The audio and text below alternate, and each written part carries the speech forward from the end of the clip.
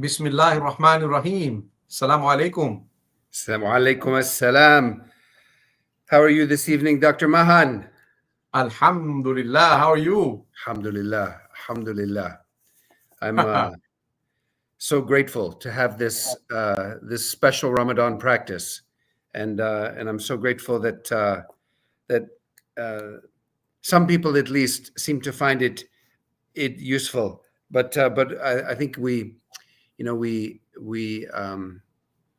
as we've mentioned before, we need to be just very clear and transparent about the fact that we're just two brothers struggling with the text ourselves, and we're doing that in a way that is of service to our own Ramadan journey, but hopefully, inshallah, to others. And we'll try to be attentive to questions as they come in tonight as well, and comments.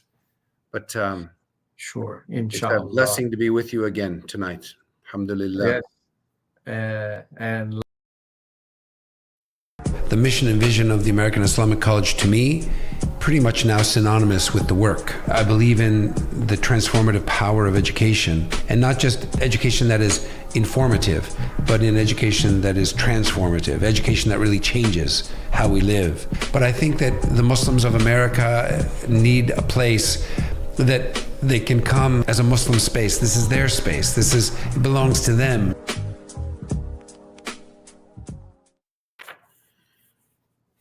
Alhamdulillah. So tonight we have the ninth juz of the 30 ajza, of the 30 portions of the Qur'an.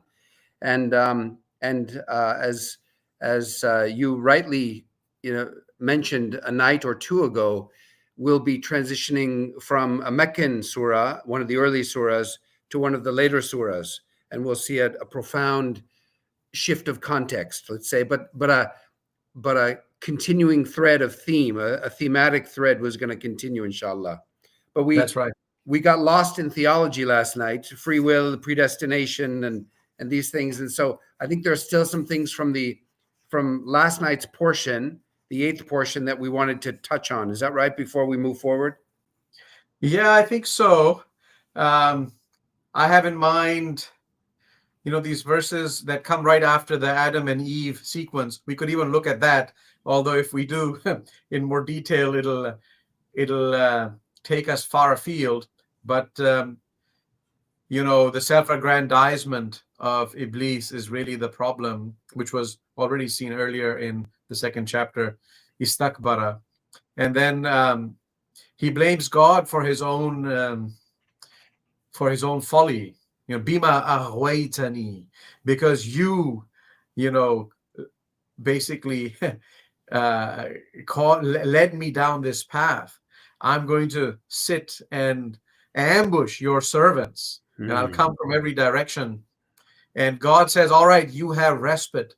So he's, Iblis is not operating outside of God's command in any way. There is only one God. And so we don't have any sense of duality. These are things that God has created and he lets to happen. And they all happen by his leave. So there's no ambiguity about this in our text. But we ponder about the wisdom of it, and we try to understand it. And I know I feel you're closer to the mystic path than I am. And I thought you were going to say I'm closer to Iblis than you are. Yes, which may be true, but I find also that the people that are criticized as we continue the journey, even through tonight's portion, the people that are criticized are people who do precisely the same thing. The verb in that case is a different form. Instead of istakbara, it's takabbara, but it's like people who are arrogant and who wax arrogant and walk arrogantly and are. So it seems to me like there's even a continuity with regard to the critical character flaw which leads to people's destruction. And one interesting thing, just finally, before we jump into that, is one of the things about Iblis in the Quran is that Iblis is still a monotheist. Yeah. Iblis never challenges the authority or lordship or the unity of God, but Right. he has a problem with Adam alayhi salam and the Right. creation of humankind, and that's where the envy comes in, or the jealousy, or the arrogance comes in, which Yeah. then becomes his downfall. Yeah. And there's a place in the Quran where Iblis kind of, when it comes time at the end, he's like, I'm out. This you did. I just led you there, but you made the choices. And he definitely defers to God's authority, even when he is he's doing the things that he's doing. And the wisdom behind that, I mean, at a surface level, is to test us. So God lets that happen, and he says, you'll never be able to affect my righteous servants. And that's an important point. Even when we see in the law and the rise and fall of civilizations, where God, when he sends the prophet, he tests the people so that they would be humbled, right? We were talking about this in my family last night. We have an after discussion every night on some of the things we talk about. And you could be a thief, but you never got a chance to steal, and so you never committed theft. But had you the opportunity, you would have done it. And so it's almost like God gives you the opportunity so that there's no argument left. Where you say, no, I didn't steal. I said, no, you did. And, which is kind of an interesting theological, interesting thing about theologically. Because Iblis is actually performing a critical service. Right. In that sense, because otherwise, nobility, morality, ethics, virtue would never come forth, would never shine, because it didn't have an opportunity to be otherwise. And right. So Iblis, just for those who aren't familiar with the Arabic, Iblis is the Quranic, one of the Quranic names for the being who then becomes known as Shaitan or Satan in Islam, in the Quranic depiction. And he is seen as being, in a way, the sworn enemy of humankind. But as Dr. Mahan noted, he also is providing an essential service for humanity as we go through this journey of test and trial and failure and forgiveness and this journey to God. Right. And in this section, there are a number of different places where different things are emphasized in the Adam and Eve story. Yeah.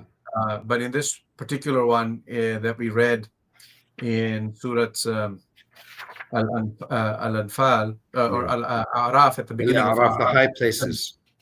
Yeah, it's he talks about how if they go near the tree, that their own shame and nakedness will become apparent. And so then when they did eat from the tree, they stitched clothing, leaves together to cover themselves, because now it was apparent to them, which they were innocent of before. What do you think is that a metaphor? I think it's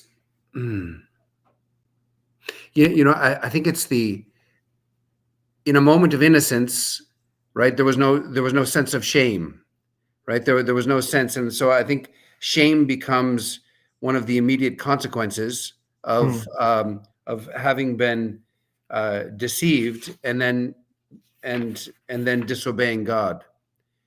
And so I think I think that in some ways, right, the clothing is metaphorical, but one of the things that we'll see as we continue reading is that what the Quran calls libasa taqwa, that the clothing of taqwa, of mindfulness of God, is the best clothing. Right. So in a way, it's almost like a pedagogical preparation for the true clothing of the home world of a human being is libas taqwa, the clothing of God consciousness, and the leaves become maybe just an initial recognition of um, our own Blemishes. shame. Yeah. Also, as we think about this, I'm reminded of the place in Al-Baqarah, the verses relating to fasting, Al-Baqarah, the second chapter, Yeah, where it speaks about men and women, spouses. They are your libas, they're and your you are clothing. their libas, their garments. And so I feel there's something metaphorical going on at these different levels, where there's the raiment of piety, then there's the garments that you are to each other, and then there's the physical clothing that covers us, but there's symbolism beyond that.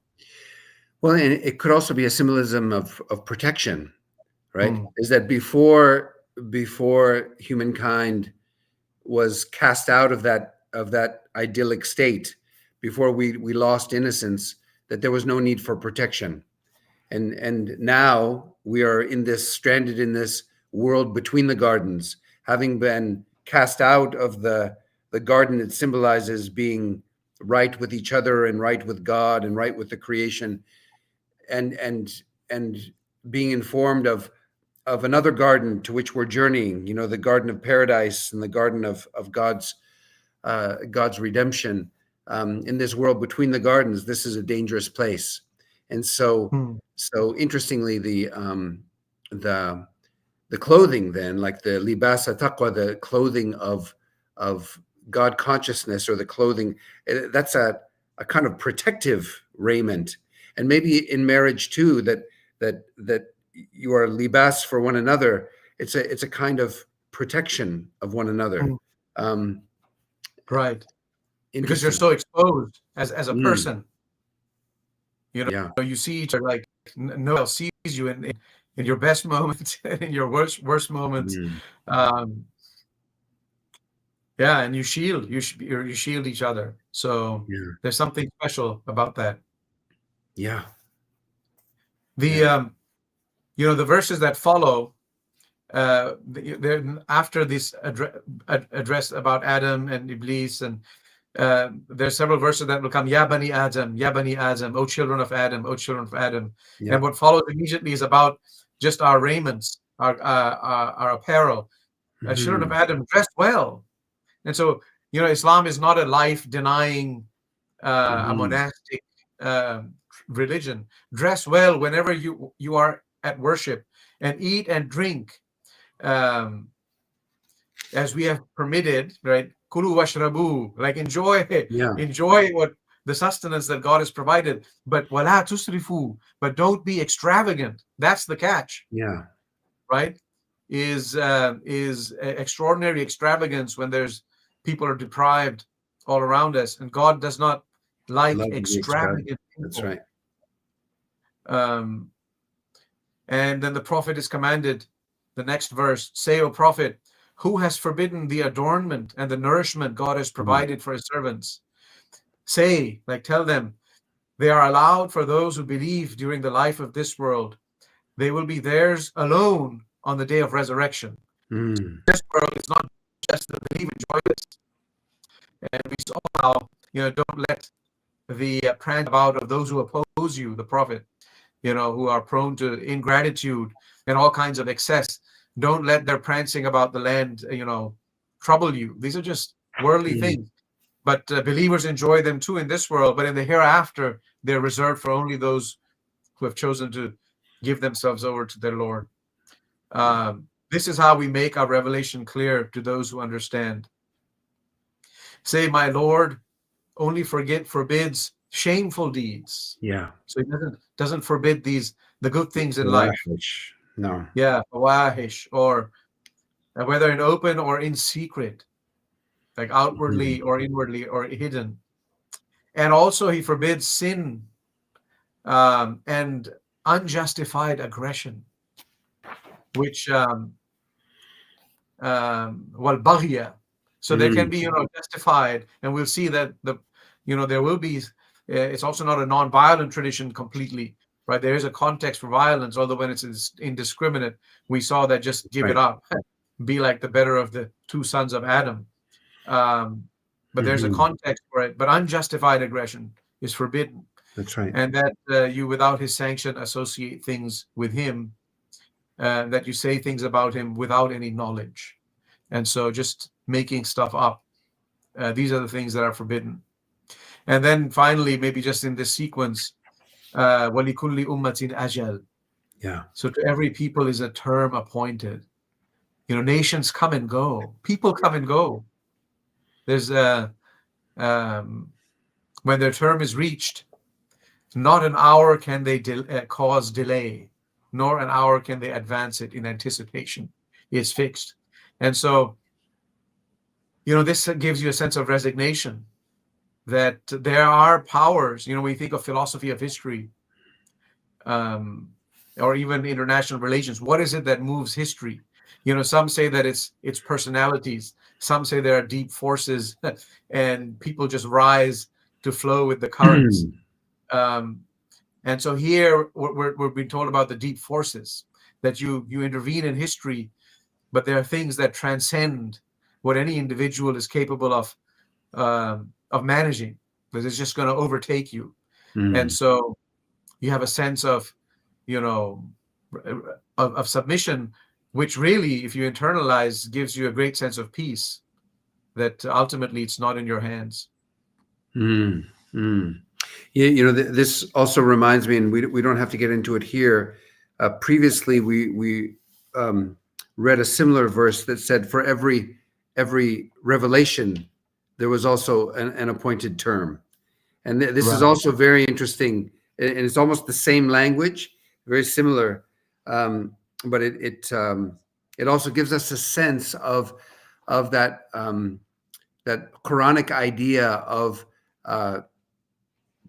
progressive revelation, right? That the different dispensations or the different revelations that came to humankind, in a way, set us up for the next message. And so when the Quran comes to then verify all that came before it and to clarify what came before it, there's a sense that there's a validation, but also a kind of respectful supersession, in a way, that's inclusive, and yet understanding that there's this is a return to the religion of Abraham, but it's also complete and authoritative in its own. Okay, let's move forward, Sidi. We could do this all night. Wow. Yeah. So, there's a sequence here where you have the people of the heights, and then you come to the prophets, and that's where we left off. And we'll go to the next juz, where it'll speak about the people of the heights, and then it'll talk about Noah, and then Ad and their prophet. The people of Ad. These are, Arabian civilizations, and their prophet Hud, and then Thamud and their prophet Saleh, and then Lut, which the biblical people know is Lot, and then Madian and the prophet Shu'aib. And then it'll recount this kind of the law of the rise and fall of civilizations in almost the exact same way, that a prophet came to them so that they would be humbled, but then they transgressed, and then they were given leave, and then they were taken to account suddenly. So that's repeated. And then the long stretch of verses on Moses. This is the sequence of what we'll see in Araf. And, a couple of things to point out, maybe we can discuss as we move forward, is there seems to be something unique with a unique kind of sin that's highlighted with each of these messengers. And so, but with all of them, it's the al-mala, not just the chiefs. Yes, the chiefs, the elites, who are the interlocutors with the prophet, and somehow stand in for the people and reject the message. And so with Nuh, it was more if I noted this, shirk with Ad, it's the cult of the fathers, like tradition. Our fathers followed this. With Thamud, it was a kind of arrogance. With Lot, it was a sexual impropriety. And with Midian, it was weighing unjustly the scales. And so you'll Yeah. see, this series of sins, and they somehow climax perhaps with Pharaoh, who assumes the place of the divine. And there's a magnificent encounter with Moses in the court, and the magicians is really fleshed out in these verses. But you're right that there's a lot of attention spent on the chiefs, right? The Malah, the leaders of the people who are arrogant and who somehow see the authority of the messenger as an affront to their own power or their own claim to authority. And right. So yeah. I was, just got a question. Please comment on the meaning of the heights. Oh yeah, I was going to ask. Do you want to say something, or do you want me to? Well, my understanding from the reading is that the heights are a place from which the people of the high places are able to see both paradise and hell. And, right. And so it's neither in paradise nor is it in hell, but it's this kind of there's the intermediate place where the people are able to witness what's happening in hell and what's happening in heaven. And so right. in the hereafter. In the hereafter, right. And so right. it's a place of vision, of being able to see, and in a way, this is a confirmation of what the Qur'an is, or an illustration of what the Qur'an is talking about, the ends of those who are faithful and who are patient and who do not sell the signs of God for a miserable gain in the world, and those who actively oppose, not just disbelieve, but those who are actively at war against the messengers and their messages, and who are actively trying to turn those messages into a lie. And this idea of takdhib, of turning truth into a lie, is something that we'll see even going back to the earliest Quranic revelations. This idea of taking something beautiful and luminous and trying to turn it and twist it into something that is not. And so this idea of takdhib is going to come. So anyway, so that's my understanding of the heights, is that it's this. Yeah. It's a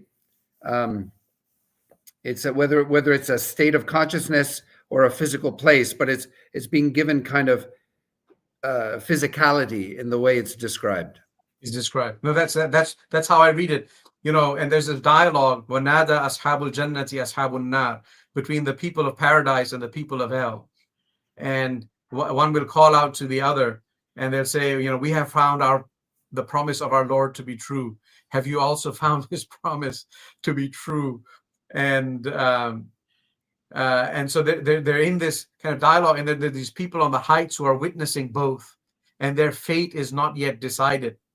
Hijab, but there's a veil between the people of hell and the people of paradise. And then on the heights are people who recognize both of them by their marks, like the piety and of wrongdoing. But they're there hoping for their fate to be decided in their favor, so that they will fall in with the people of paradise.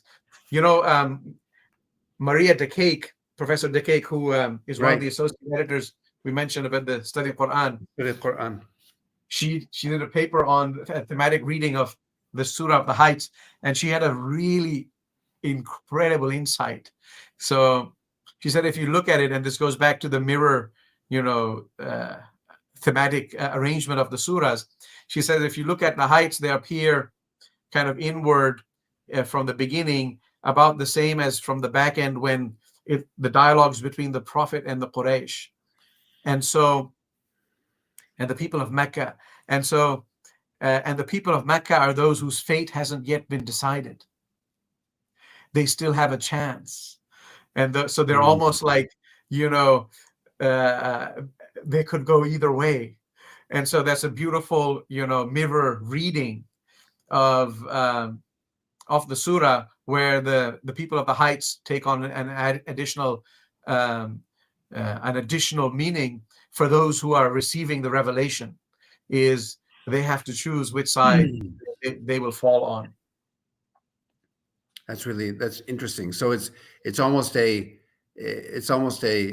literary metaphor for their own situation.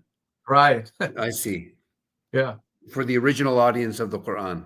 Of the Quran. Yes. Wow. Because they still have a choice. Yeah. But you know, when there'll soon come a time when they won't have a choice anymore. They'll fall one side or the other. So this verse 94 and 95, we're now in the new juz, 9 for today, where, as a reminder, you know, we can quickly read those verses. It says, وَمَا أَرْسَلْنَا فِي قَرْيَةٍ مِّن نَبِيٍّ. So whenever we sent a prophet to a town, we afflicted its people with suffering and hardships, so that they might humble themselves before God. Mm-hmm.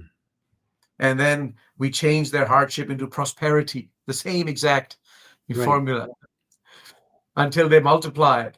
But then they said, hardship and affluence also befell our forefathers, and so we took them suddenly, unawares.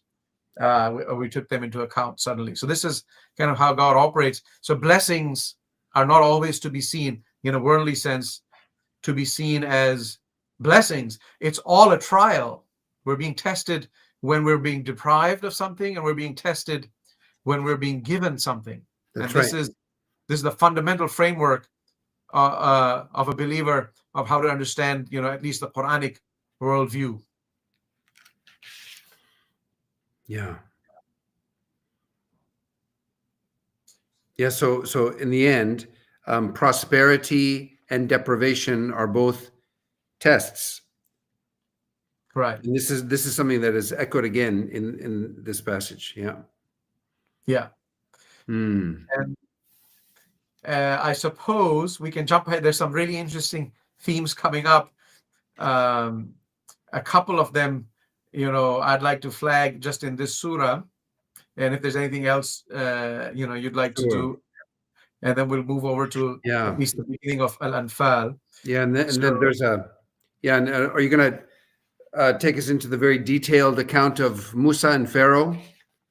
You know, I'm going to skip over that. It's just, it's a magnificent and a thrilling read if you kind of read through it, because they're performing in court, and every you know, every line is revealing of something where, you know, they're performing, and the Pharaoh's, you know, own legitimacy is in question, and he calls in the experts, and the magicians are the first to realize, as experts, that this is not magic. What Moses has is something else, and they believe. And the Pharaoh's like, well, you're going to believe before I give you permission to believe? Right. That's right. And they're like, you can't do anything. He said, I'm going to, you know, do all these horrible things to you. He says, there's nothing you can do that's going to change. We've seen haq. This is the truth. And so Moses outdoes, you know, the Pharaoh, and ultimately Pharaoh met with a terrible end. But so that story is recounted, and the wandering through the desert, and the revelation, you know, where he goes to the mountain, and maybe we can pick up here. Sure. With verse 143, it is. When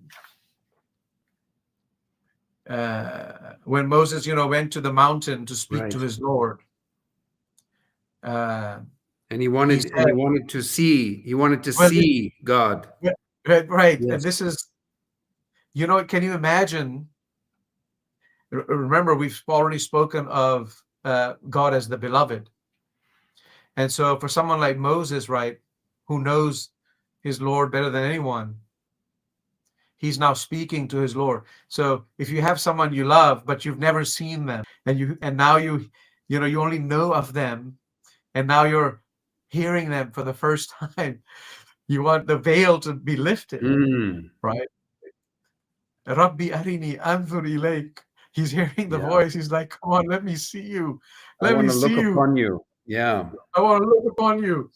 And he said, Qala lam tarani. No, you can't.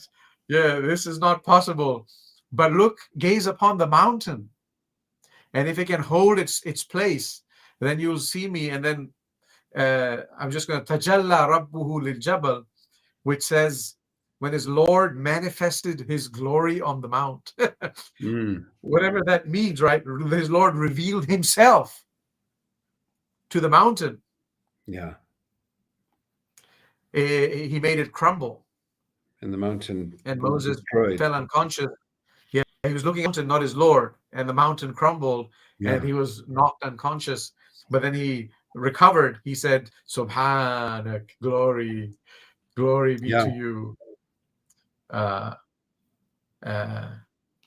took to Lake. I repent that I even dared to seek this intimacy. Right. And I'm the first to truly believe. Awwalul mu'mineen. So it's a profound moment of Moses encountering God. And it's really worth noting too that Moses is speaking to God directly. Moses is not speaking to God through an angel or through an intermediary, but God and Moses are speaking directly. In the same way that Abraham, the friend of God, spoke to God directly. So this is really remarkable. But of course, Musa understands the limitations of that intimate communication. Right. And so, if you go a few lines below, basically the prophet is being told, and the people are being told through the Qur'an, the revelation to the prophet, that this prophet is like those prophets. He's coming, in that line. And he calls him who follow the unlettered prophet. So this is again an-nabi al-ummi. That's right. Which theologically has been understood to mean someone who couldn't read or write. But there's another interpretation of this that he's come to a people to whom no revelation has come like this before. Unscriptured prophet, or to an unscriptured people. That's an interesting read, although it is true within the Islamic tradition that Muslims believe that the Prophet Muhammad never knew even though his language was sophisticated, because the pre-Islamic Arabia was primarily an oral tradition, but that he did not know how to write or to read, even though his initial command, right, with prophecy was to recite or to read. And in some ways, I know that scholars have likened that to Mary's, motherhood of Jesus, that she having never had relations with a man, it was impossible for her to give birth to a child.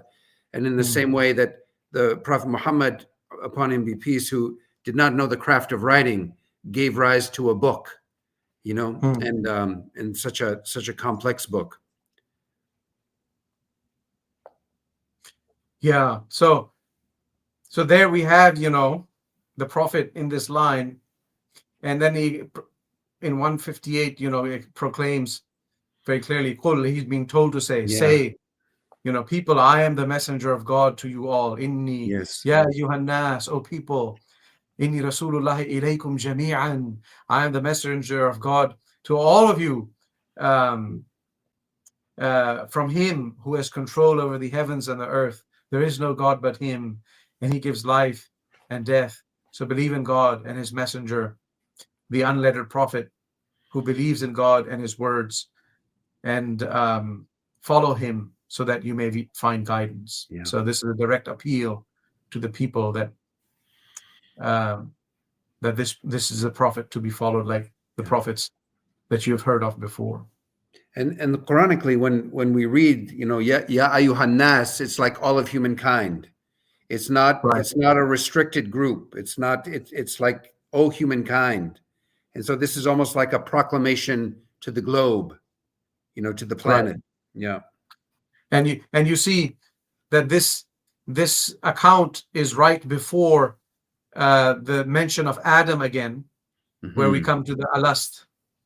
And so the mirror between the Adam account and the Araf from the other end, and the appeal of the Prophet to his people, and the mention of Adam again at the end of the surah in reverse order. So verse 172, maybe you want to take the lead on this, because I know this verse is special to you. Yeah. So remember when. This is very interesting. And when it begins, wa'idh, remember, it's like, remember when, your Lord brought forth the children of Adam from from non-existence, and all their descendants, meaning all of us, past, present, and future, all of humankind were brought out. And we were made to bear witness, right? Bear witness over our own souls. When God said to us, "Am I not your Lord? Alastu bi rabbikum?" And according to the Qur'an, we were all there, and we all said, "Absolutely, we bear witness."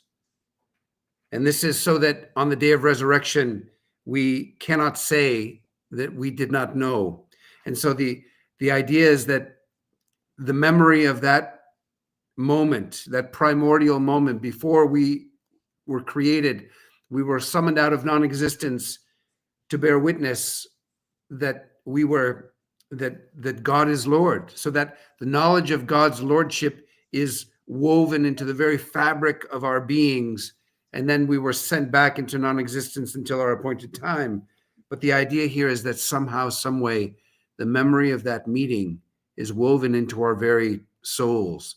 And to deny that is, in a way, to deny our very selves. And this is, again, one of the reasons why that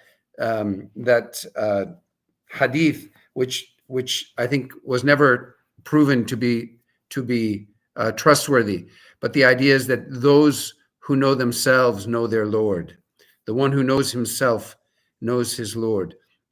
This is a very, very common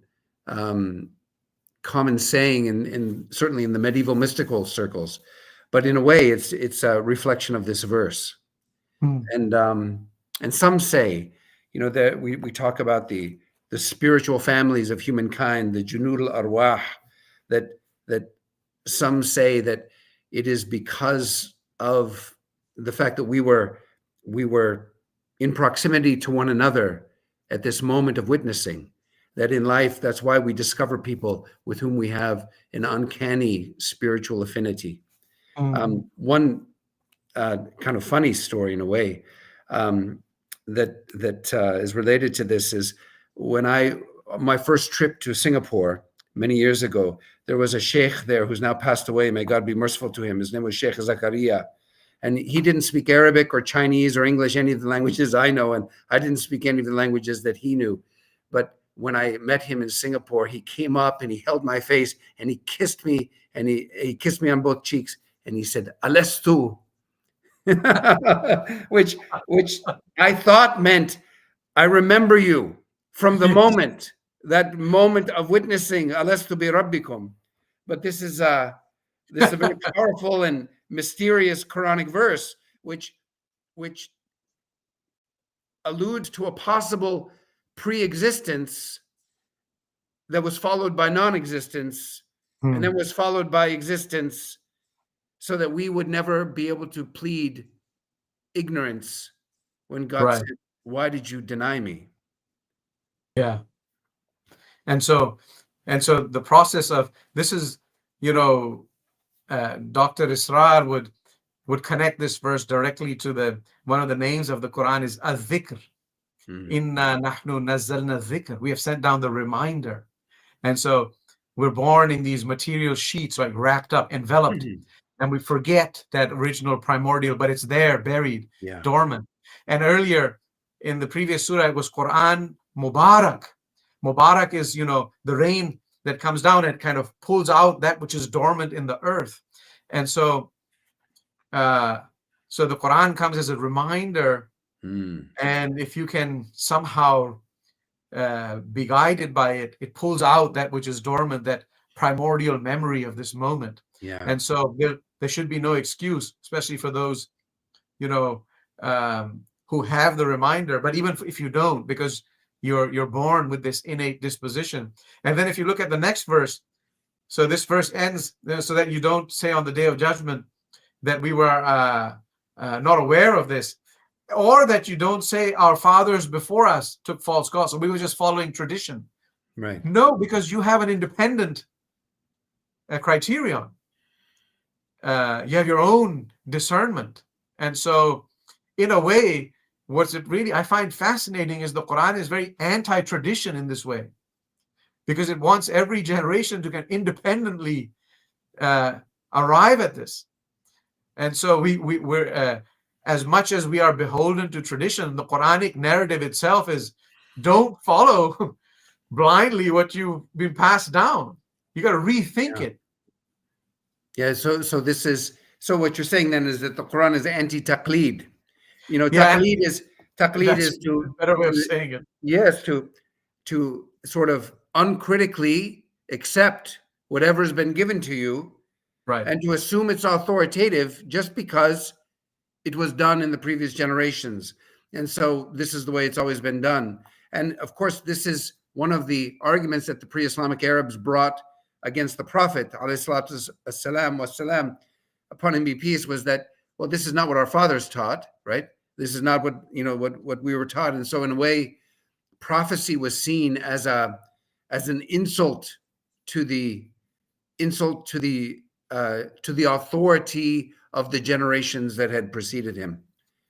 And I see you coming. There you are. Yes. My camera has Flash your 5. Let the camera see all 5. I'm without my magic camera tonight, but there it is. Does it follow me? It's not following me today. It has to blink. It has to just do it manually. There you are. Alhamdulillah. All right. Yeah, there it stays. So this is a high tech. But this is a really interesting thing that the Quran does not accept that as an excuse. Right. Well, this is just the way we've always done it. This is the way we've always done it. And I feel we probably won't get. We can start with Al-Anfal, although that's part of this 9th juz tomorrow. And go through, into Tawbah, the 10th and juz tomorrow, and finish the 9th and 10th, because there's one more place I'd like us to ponder before we end tonight, if that's okay. Yeah. What are you thinking of? It goes back to unfortunately or fortunately a topic of yesterday, but it rephrases it. Whereas verse 178, it says, whoever God guides is truly guided, and whoever God allows to stray is a loser, or they perish. And then the next verse, which is, so we've already seen that, but now look at what it says. It says, we have created many jinn and people who are destined for hell, with hearts they do not use for comprehension, or they have hearts wherewith they understand not. Eyes, they have eyes, but they don't see. And ears, but they don't hear. And so obviously it's speaking of an inner or a different kind of eye, right? Yeah. And a different kind of capacity to hear. And so they are like cattle. And the previous surah was An'am. So they are like cattle. And so you can see the pairing kind of coming together and climaxing, but even more misguided, because the cattle don't have those capacities. But we have those capacities, but we don't use them. And so they're more misguided because they're heedless, entirely heedless. So, and to God belong Al-Asma'ul Husna. This is the next verse. Beautiful names. Beautiful sequence here. Fad'uhu biha. So call him by these names. Almost that this is a way to remember, to be able to see, is through the light of God. God is the light of the heavens and the earth. We'll read later on. And so in order to see, you need light, and an inner light for the inner eye. And this is illuminated by the divine. And he has many names. So basically, he's everywhere. Look for him through however you're able to relate, and shun people, right? And keep away from those who abuse the names of God. And they will be requited for what they do. So what do you mean? This is where I thought we might end tonight, but I'd love to hear your thoughts. Well, I mean, there's a lot here. We will read as we go forward. We'll read about God placing a seal over people's hearts, but it seems to be a seal that is placed after insolence and rejection and the takdib, the turning God's signs into a lie.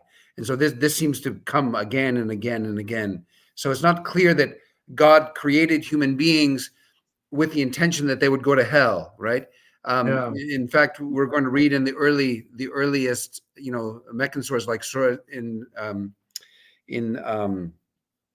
Surah 13, we're going to read that God created the human being, and that means all of us, in the most beautiful of all possible forms, the Surah of the fig.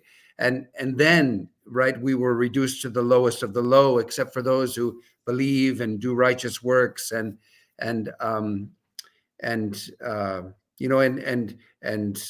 live according to the guidance that's come. And so, here, so the question of being preordained for hell or preordained for heaven is, to me, not something which can easily be extracted from this Quranic reading, because it seems to be that our choices seem to play a large role in this whole question of the sealing of hearts. But when we talk about the divine names, this to me is a massive topic. The idea that so God has these beautiful qualities, which interestingly, we believe were taught also to Adam before the angels, and Adam taught them to the angels before the angels were commanded to bow down before Adam.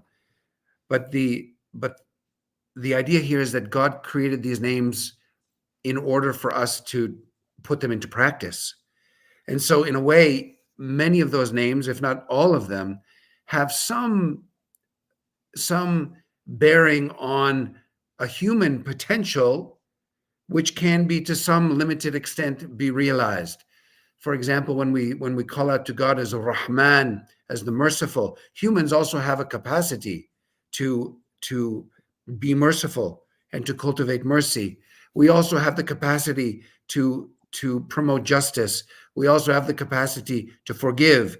We also have the capacity to provide for others to our own limited extent. And so I think that for me, the gifting of the divine names is almost like a gifting of a roadmap for human realization and for human ascent. And so if we think about that, then the command of God for the angels to bow down before Adam begins to make sense, I think. But this is, to me, it's almost like what's being advocated here in verse 180 is almost like a spirituality of the attributes, a spirituality of the names, and so we're told to use them, to actively call out to God upon them, and I think that there's a whole dimension of spiritual practice which emanates from that one command. Beautiful. Yeah, I think you captured really, in essence, what I was just kind of glancing through. I recommend this reference. I don't get any benefit from this, neither does the college. But it's a great reference work. No book is perfect, and so, but this is a really wonderful reference, and for many of the things you're hearing about here or that you think about when you come across a verse. You can do a quick look up and find a wealth of wonderful information from the broader exegetical tradition. So with that, I suppose we call it a night. Yes. So on the 8th of March, the 9th juz of the Quran, the 9th portion. And so God willing, we'll see you tomorrow night, and we'll review what needs to be reviewed, and we'll move on into the 10th portion, inshallah, tomorrow night. Inshallah. For those who are in the United States, in Canada also, do they change the time? Yes. Daylight saving. So spring forward, your clocks will reset. So we'll be coming up closer to the time of iftar because of that than we have been previously. But we're going to keep the same time for now, and we'll see if we want to adjust it. If anyone has any strong recommendations to adjust it either further later or come back before iftar, just drop us an email. Okay? Absolutely. And so you promised last night to close us out with Surah Al-Asr tonight. So all right. Yes. So A'udhu Billah Minash Shaitanir Rajim. Bismillah ar-Rahman ar-Rahim. I seek refuge in God from Satan, the accursed. Beginning in the name of God, most compassionate, most merciful. Wal Asr, by the passage of time through the ages, or by the late afternoon at the declining day.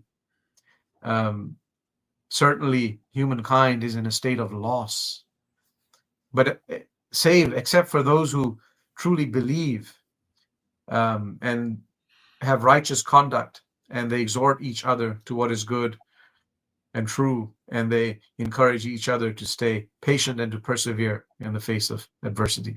Ameen. Ameen.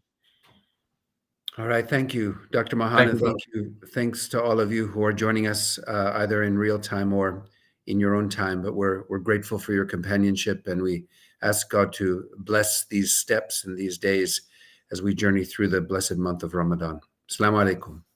Assalamu alaikum. I just saw a comment. This is the study Qur'an. The study Qur'an. Yeah. Send me a note if you're confused about it. I'll be happy to share a link. Assalamu alaikum. Assalamu alaikum.